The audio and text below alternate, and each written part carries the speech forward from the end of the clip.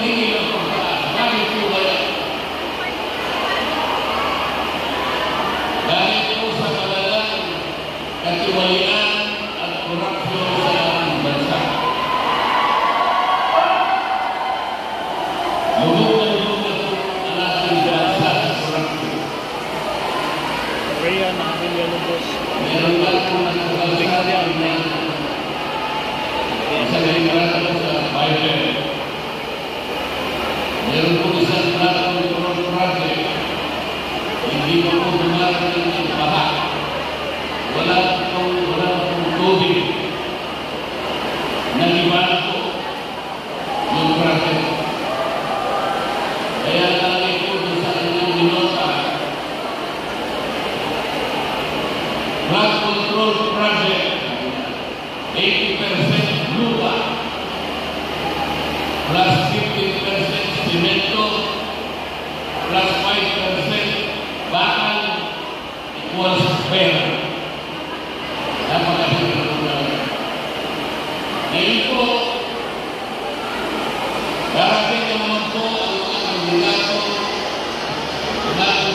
bilang senador sa kabilang kampo.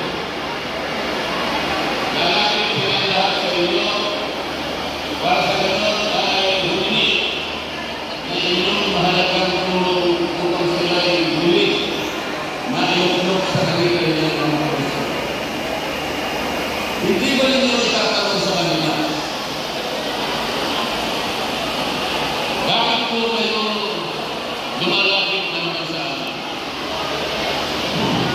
Samantala, ang tungkulin po na ikinangako nito sa amin maraming panahon na nakararaan ay wala namang matupad.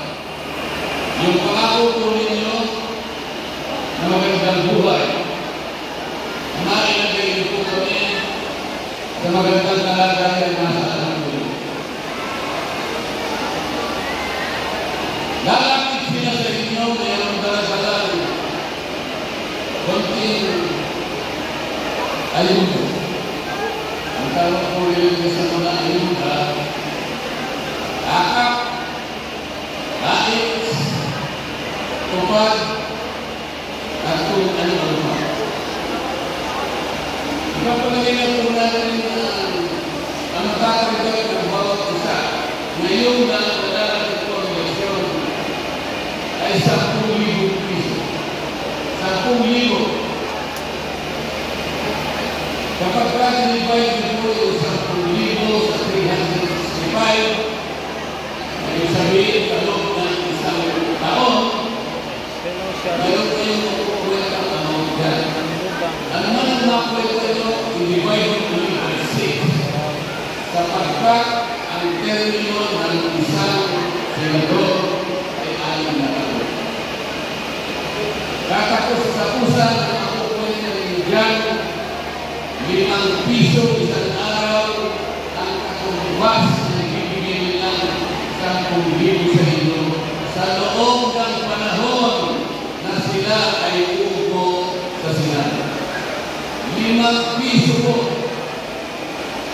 5 piso katapat ng 2 bote. O kaya 2 million. Yan po ba ang inaasahan ng bawat isang mamamayan? Yan po ba ang pinapangako nila sa susunod sa inyo? Lalapit sila sa inyo, iyaabot ang konting pera, mapaligaya mo. Mapaligaya siguro kayo. Baka wala pa ng isang araw. Baka lahat ng araw, wala na yung pinili. At katapat doon sa loob ng 6 na taon, 5 piso na lang. Sa harap ng napakamahal na bilihin na sa araw-araw ay naging hamon sa bawat isang Pilipino. Maawa po kayo sa ating bansa.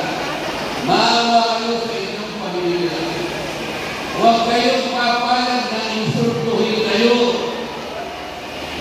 Ang Pilipino ay mayroong dangal.